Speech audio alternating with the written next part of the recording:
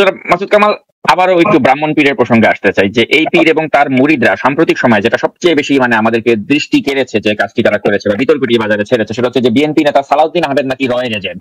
উনি নাকি রয়ের দ্বারা ভারতের শিলংয়ে আরামে এসেছিলেন, এবং এই যে পীর এবং পীরের মুরিদরা তারা যে হঠাৎ করে এই বিএনপি কে বা তাদের মতের বাইরে যারাই রয়েছে তাদেরকে ভালোভাবে রয়ের এজেন্ট বানিয়ে দিচ্ছে, আপনাকে বানিয়ে দিচ্ছে, আমাকে বানিয়ে দিচ্ছে, এই র ট্যাগ মারাটা এই বিষয়টা আপনি কিভাবে দেখছেন? শুনেন, যখন যুক্তি না থাকে তখন এগুলো বলে। দেখেন, আমি ওনার সম্পর্কে বলতে চাই না, আমার আসলে রুচিতে বাঁধে। ওনার সম্পর্কে আমি কি বলবো বলেন? ওনার তো কথা আসলে কোন ভদ্রলোক ওনার কথা শুনতে পায় না। ওনার যে সমস্ত কথাবার্তা বলেন শুনলে পরে মুসলমানের ওজন নষ্ট হয়ে যাবে। ওনার এমন অশ্লীল কথাবার্তা বলেন, ওনার সম্বন্ধে বলাটা আমার আসলে আমার আসলে রুচিতে বাঁধে। আমি কিন্তু একটা কথা বলি, সিম্পল একটা কথা বলি, বোঝার চেষ্টা করেন। সেই জিনিসটা হলো কি, আমরা কিন্তু এর মধ্যে দেখেছি যে 2018 সালের থেকে উনি এই দেশ থেকে চলে গেছিলেন, এবং ওইটা ভিডিও দেখেছি। নুরুল ইসলাম ছোটন এবং মুজিবুর রহমান মঞ্জুর আগে সীমান্ত পথে এগিয়ে দিলেন, উনি ইন্ডিয়া চলে গেলেন। ইন্ডিয়ায় কি উনি বৈধভাবে গিয়েছেন? যা দেখলাম বৈধভাবে যান নাই, উনি তো সীমান্ত ঢুকে গেলেন, ঠিক কিনা বলুন? রাস্তা কালিয়ে চলে যান, আপনি চলে গেলেন। ওইখান থেকে উনি কোথায় গেলেন? ব্যাংকক গেলেন। ব্যাংকক থেকে কোথায় গেলেন? ফ্রান্সে গেলেন। ঠিক তো, এখন ইন্ডিয়া থেকে ব্যাংকক গেলেন কিভাবে?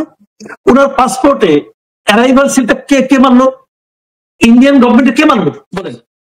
অ্যারাইভাল সিলটা তো মারতে হবে, সিলটা কে মানলো? তাহলে ইন্ডিয়ান গভর্নমেন্টের কেউ না কেউ মারছে, এবং সেটা ইন্ডিয়ান গভর্নমেন্টের একদম হাই অফিসিয়াল যদি আপনার হাতে না থাকে তাহলে যেটা মারা সম্ভব হবে না, কারণ ওটা তো বেআইনি কাজ করতেছেন উনি।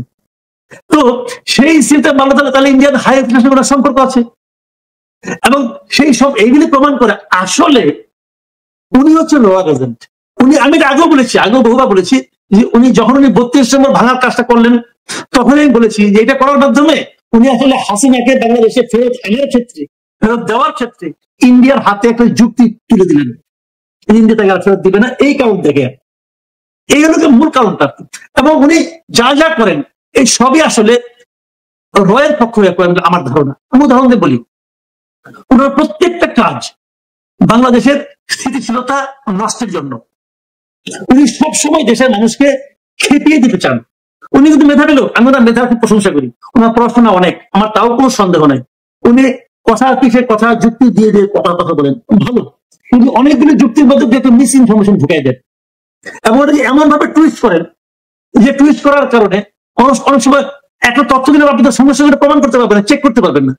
উনি কিন্তু এভাবে মানুষকে একটা দিকে ধাবিত করেন, এবং প্রত্যেকটা কাজে ওরা লক্ষ্য হলো বাংলাদেশে একটা অস্থিরতা তৈরি করা। বাংলাদেশ অস্থির হয়ে গেলে, বাংলাদেশে অস্থিরতা থাকলে লাভটা বলেন লাভ ইন্ডিয়া। এই যে তার যে ইন্ডিয়ান যে কথাগুলো বলতেছেন উনি এখন, মাঝখানে বলেন কি ইন্ডিয়ান চিপস কেনা যাবে না, টুথপেস্ট কেনা যাবে না, অমুক কেনা যাবে না, তমুক কেনা যাবে না, এ বলছে উনি। কিন্তু অনেক ইন্ডিয়া থেকে আমরা যা ইম্পোর্ট করি, সেই ইম্পোর্টিং যদি আপনি হিসাব নেন, আপনি দেখবেন 2%-এরও কম আমরা এগুলি আনি। সবচেয়ে বেশি ইম্পোর্ট করে কি কমোডিটি না, কিন্তু সবচেয়ে বেশি ইম্পোর্ট করে বিভিন্ন মেশিনারি, গার্মেন্টের গার্মেন্টস ফ্যাক্টরির তুলা, সুতা, রং, এগুলি ইম্পোর্ট করি। ওগুলি নিয়ে কিন্তু কোনো আপত্তি নাই। কোনো আপত্তি হলো টুথপেস্ট নেওয়া, কোনো আপত্তি হলো পেঁয়াজ নেওয়া। কেন? এগুলি আওয়াজ বেশি হয়। কাজেই ওনার কাজের কারণে, কিন্তু ওনার বক্তব্যের কারণে, ওনার কর্মকাণ্ডের কারণে ভারতের অর্থনৈতিক ভাবে কোনো ক্ষতি হয় না। বাংলাদেশের মানুষকে উনি সবসময় উত্তেজিত করে রাখেন, যেন তারা নাকি সবসময় এন্টি ভারত, এন্টি ইন্ডিয়ান কথাবার্তা বলে। এটার মাধ্যমে এখানে একটা অস্থিরতা উনি তৈরি করতে চান। এবং উনি যে সবচেয়ে বড় কথা হলো, জানেন কি বলবো, এগুলো আসলে অত বেশি বলাও যায় না, বলাও অরুচিকর। তো যা ওনার কথা আমি মনে করি যত কম বলা যায় ততই ভালো। এদেশের মানুষ অলরেডি বুঝতে শুরু করেছে ওনার ব্যাপারটা নিয়ে। উনি তো এর মধ্যে দেখলাম আমাকে একটা কি বলে উকিল নোটিশে পাঠিয়েছিল আমার বিরুদ্ধে, আমি নাকি ওনার মানহানি করছি, উকিল নোটিশে পাঠাইছিল তো কি হয়েছে? আমি এগুলো পাত্তা দিই নাকি ভাই? উনি আছে ওনার মতো ওই ভয় দেখায়, মনে করছে আমি নতুন ওনার কাছে মাপ চাও কি আছে? উনি পারলে আমার মধ্যে মানহানি মামলা কোনো অসুবিধা দেখি আছে। ওনার যদি মান হানি হয়ে থাকে আমিও খুঁজে দেখবো ওনার কতটুকু মান আছে আর কতটুকু মান নাই। ওনার মান আর কি থাকবে? যে সমস্ত সোশ্যাল মিডিয়া ওনার সম্পর্কে দেখি, ওনার যে সমস্ত ছবি টবি দেখি, ওনার মান কতটুকু আছে এটা নিয়ে তো সন্দেহ আছে। যা করে নিয়ে বলতে চাই না ভাই, হয়ে গেছে। এবার আরেকটি প্রসঙ্গে আমি যেতে চাই, সেটা হচ্ছে নিরাপত্তা উপদেষ্টা খলিলুর রহমান প্রসঙ্গে। আপনি হয়তো খেয়াল করেছেন যে ডক্টর ইউনূস সরকার যখন ক্ষমতা বসলো তারা, ক্ষমতায় বসার পর থেকে সেই ব্রাহ্মণ পীর যাকে আপনি বলেন, এই ব্রাহ্মণ পীরই কিন্তু সবাই আগে ডক্টর ইউনূসের সমালোচনা শুরু করেছিল। একদম উনি ক্ষমতা গ্রহণের এক সপ্তাহের পর থেকে এই সমালোচনা শুরু হয়, একদম 1 মাস পর্যন্ত এই সমালোচনা বজায় ছিল। প্রতিটি পর্বে ডক্টর ইউনূসের তার উপদেষ্টাদের তীব্র ভাষায় আক্রমণ করতে এই ব্রাহ্মণ পীর। কিন্তু যেই মুহূর্তে এই খলিলুর রহমানকে রোহিঙ্গা বিষয়ক হাই রিপ্রেজেন্টেটিভ করা হলো, তারপর তাকে যখন নিরাপত্তা উপদেষ্টা করা হলো, এরপর থেকে কিন্তু এই ব্রাহ্মণ পীর এই সরকারকে এখন ওন করতেছে এবং এই সরকারকে যত ধরনের ভাবে টিকিয়ে রাখা যায় সেজন্য সে কিন্তু একের পর এক ভিডিও বানাচ্ছে এবং বিএনপির বিরুদ্ধে একের পর এক ভিডিও বানাচ্ছে, যাতে কারণ যেহেতু বিএনপি নির্বাচনের পক্ষে। তো এখন এই যে একটা বিষয় আমরা দেখতে পাচ্ছি, আবার এই নিরাপত্তা উপদেষ্টা খলিলুর রহমান, তাকে নিয়ে কিন্তু আর্মির মাঝে একটা ব্যাপক ক্ষোভ রয়েছে, সেটা আপনি জানেন। এটা অলরেডি আনফোল্ড হয়ে গিয়েছে যে আর্মির সাথে একটা সমস্যা তিনি তৈরি করে ফেলেছেন এই সরকারের।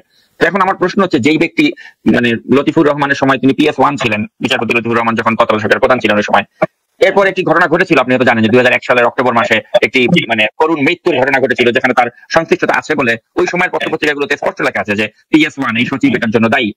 এরকম একজন বিতর্কিত মানুষ, যাকে ওই বিতর্কিত ঘটনার পরে 24 বছর আমরা লাইমলাইটে দেখি নাই, তাকে আমেরিকার থেকে ডেকে এনে আমাদের জাতীয় নিরাপত্তা উপদেষ্টার দায়িত্ব দেওয়া হয়েছে। এবং আমি আপনাকে আরেকটা তথ্য দিতে চাই, সেটা হচ্ছে আমি কিন্তু তার এই দেশে প্রবেশ যখন তিনি করলেন, এয়ারপোর্টের ইমিগ্রেশনে যে তথ্যগুলো দিয়েছেন সেটার পুরো রেকর্ড আমার কাছে আছে।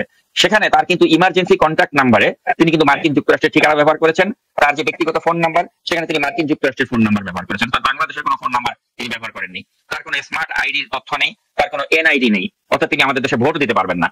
তো যার সারা জীবনটাই মানে আমেরিকাতেই অধিকাংশ সময় কেটেছে, যিনি মার্কিন যুক্তরাষ্ট্রে একটা $27 লক্ষ বাসায় যিনি বসবাস করছেন, তার তথ্য প্রমাণ আমার কাছে আছে, ওই ব্যক্তি তো টাইটা তো বাংলাদেশে থাকবে না, আমেরিকাতেই থাকবে। তাকে কি করে আমার দেশের নিরাপত্তা উপদেষ্টার মতো একটা পদে বসানো হলো? এই খলিলুর রহমান প্রসঙ্গে আপনার মন্তব্য আমি জানতে চাই। আমি এটা পছন্দ করি নাই এবং এটা আমি বলেছি, কেবল ওরা সম্পর্কে না, আমি যত লোক দ্বৈত নাগরিক আছে তাদের বিষয় নিয়ে আমি প্রশ্ন কিন্তু শুরু থেকে তুলছি। আমার কিন্তু অন্য কোনো কারণ নাই, এই দ্বৈত নাগরিক কেবল না, যার নাকি অন্য কোথাও যাওয়ার জায়গা। খলিলুর রহমান আজকে ধরা যাক, খলিলুর রহমান দাবি করছে ওরা বাংলাদেশ ছাড়া কোনো পাসপোর্ট নাই, উনি আমেরিকার নাগরিক না, উনি দাবি করেছেন, আমি মানলাম, এমন দাবিটাকে মেনে নিলাম যে উনি বাংলাদেশের ছাড়া অন্য কোনো পাসপোর্ট ওনার নাই, উনি আমেরিকার নাগরিক নন, আমি মানলাম। নাগরিক না হলে উনি গত 30 বছর ধরে আমেরিকা আসেন কিভাবে? আপনি নিজেও বিদেশে থাকেন, আমেরিকা থাকেন, আপনি জানেন উনি কিভাবে আসেন? তাহলে ওনার অন্য কিছু আছে, সেটা কি? থাকার বৈধতা ওনার আছে।